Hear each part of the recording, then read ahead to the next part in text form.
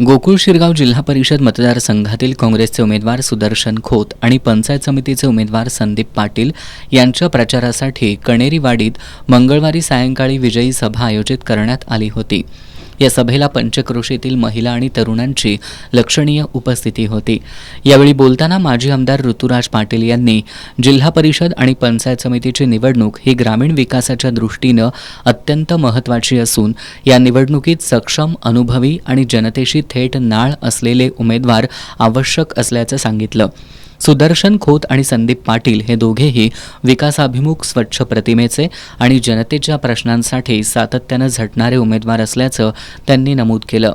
आज आपल्या राज्यामध्ये अनेक थोर व्यक्तींनी या राज्याचं नेतृत्व केलं आणि त्यातलं एक महत्त्वाचं नाव मला त्या ठिकाणी घ्यायचं आहे की या राज्याचे माजी मुख्यमंत्री आदरणीय यशवंतराव चव्हाण साहेबांचं जेव्हा आपण जिल्हा परिषद पंचायत समिती म्हणतो तेव्हा या राज्यामध्ये या स्थानिक स्वराज्य संस्था नव्हत्या आणि तेव्हा ही तिन्ही स्थानिक स्वराज्य संस्था जिल्हा परिषद, पंचायत समिती आणि ग्रामपंचायत हे सुरू करण्याचा निर्णय कोणी घेतला असेल तो काँग्रेस पक्षाने घेतला आणि त्यासाठी पुढाकार कोणी घेतला असेल तो यशवंतराव चव्हाण साहेबांनी घेतला।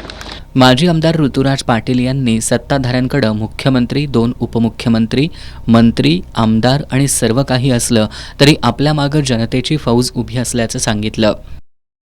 जेव्हा महानगरपालिकेची सुरुवात झाली तेव्हा महानगरपालिकेचं रणांगण सुरू झाल्यानंतर अनेक लोकांनी आम्हाला त्या ठिकाणी सांगितलं की खोत साहेबांनी जे सांगितले की 2 ते 3 आकडे या ठिकाणी तुमचे या महानगरपालिकेमध्ये येतील। म्हणलं, मला अनेक लोकांनी विचारलं, म्हणलं अरे तुमच्या समोर एवढी नेते मंडळांची फौज आहे, एका बाजूला मुख्यमंत्री आहेत, उपमुख्यमंत्री आहेत, मंत्री आहेत, खासदार आहेत, आमदार आहेत, स्थानिक नेते आहेत, तुम्ही कसं त्या ठिकाणी त्याचं उत्तर देणार आहे?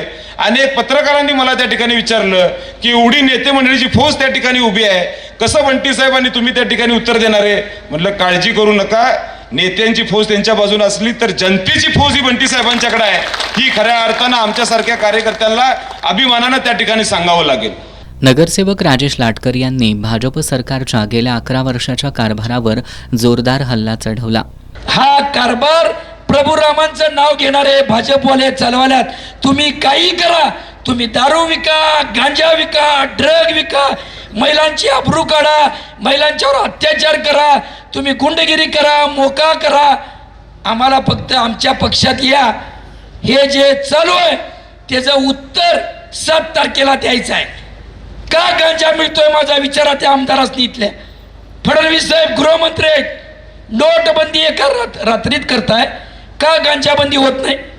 तरुण मित्रांनो, त्यांना हेच पाहिजे, आमच्या बहुजन समाजातल्या मुला मुलींनी नादिष्ट व्हावं, चुकीचं वागावं, घाणेरडं वागावं आणि आमच्या पक्षाकडनं पैसे घ्यावेत, मताला पैसे घ्यावेत, आमच्या जेवणावळीला यावं, आमच्या मागणं तुम्ही तरुणाच्या झुंडी याव्यात, जय श्रीराम म्हणायचं आणि आमच्या मागणं या, हे यांचा कारभार आहे। हा कारभार ओळखून या भाजपला देशोधडीला लावायचं मतदान, एवढा मताचा ढीग लावा, एवढा मताचा ढीग लावा, त्यांनी परत ओळखायला पाहिजे काँग्रेस जसं गोरगरिबाचं काम करत होतं तेच काम केलं तर चालणार आहे।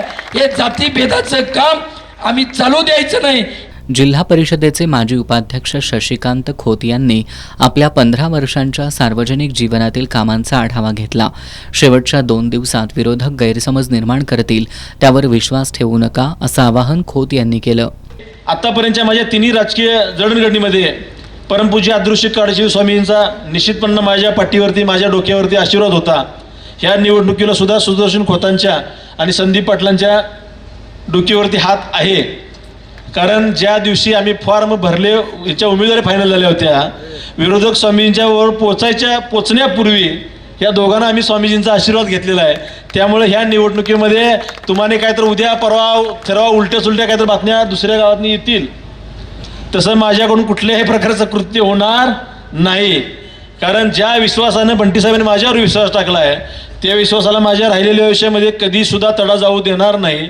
सांगण्याचं तात्पर्यच एवढं आहे की मगाशी सुदर्शन खोतांनी सांगितलं की बंटी साहेबांना निर्णय घेण्यामध्ये एवढा अडचण तयार झाली होती, कारण जो साहेबांनी सर्वे केला होता त्या सर्वेमध्ये माझ्या विजयामध्ये जर विरोधातनं कोण, आमदाराची बायको कोण जरी उभारलं असतं तर मला काय अडचण नव्हती, पण साहेबांना एवढा अडचण झाली होती की मी 1 महिन्यापूर्वी सांगितलेलं, ज्या दिवशी 2 दिवसापूर्वी सांगितलं आम्ही समोर बसून, साहेब माझी काय अडचण आहे, तुम्ही कुणाला उमेदवार द्या, निवडण्याची जबाबदारी निश्चितपणानं माझी आहे.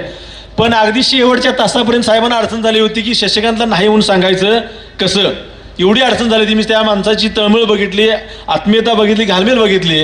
आणि साहेब म्हणले एबी फॉर्म कुठं आहे, ती माझ्याकडे द्या, मी सुदर्शन खोतला एबी फॉर्म देतो.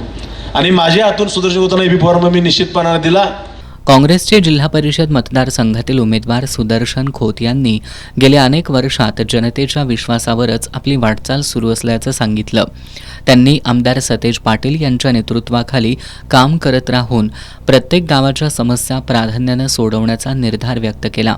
पंचायत समितीचे उमेदवार संदीप पाटील यांनी गेल्या 25 वर्षांपासून काँग्रेस पक्षाशी एकनिष्ठ राहून काम केल्याचं सांगितलं. वेदवती मोहिते यांनी महिलांच्या प्रश्नांवर ठाम भूमिका मांडली.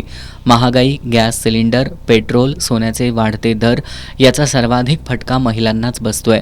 लाडकी बहीण योजनेतील 1,500 रुपये हा कायमस्वरूपी उपाय नसून महिलांना रोजगार, सुरक्षितता आणि सन्मानाचं आयुष्य हवंय असंही त्यांनी सांगितलं. यावेळी सागर पाटील यांनी काँग्रेस नेतृत्वामुळेच शिक्षण, आरोग्य आणि सामाजिक क्षेत्रात सामान्यांना सुविधा मिळाल्याचं सांगितलं. डॉक्टर विशाल पाटील यांनी महागाई, महिलांवरील अत्याचार, शेतकऱ्यांचे प्रश्न, लोकशाही आणि संविधानाच्या रक्षणाच्या मुद्द्यावरून भाजपवर टीकास्त्र सोडलं. प्रवीण चव्हाण, विनोद लाड यांनीही भाजप सरकारवर टीका केली. याप्रसंगी जिल्हा परिषदेच्या माजी सदस्या सरिता खोत, कणेरीचे सरपंच निशांत पाटील, गोकुळ शिरगावचे सरपंच चंद्रकांत डावरे, कणेरीवाडीच्या सरपंच श्यामल कदम, उपसरपंच सीमा खोत, वैभवी जरग, सागर पाटील, शिवाजी मोरे पाटील, सदाशिव म्हाकवे, आप्पासो मोरे, MB पाटील, सातप्पा कांबळे, तानाजी भोसले, विजय मोरे, अरुण मोरे, संभाजी मोरे, शंकर पाटील यांच्यासह पंचक्रोशीतील नागरिक उपस्थित होते.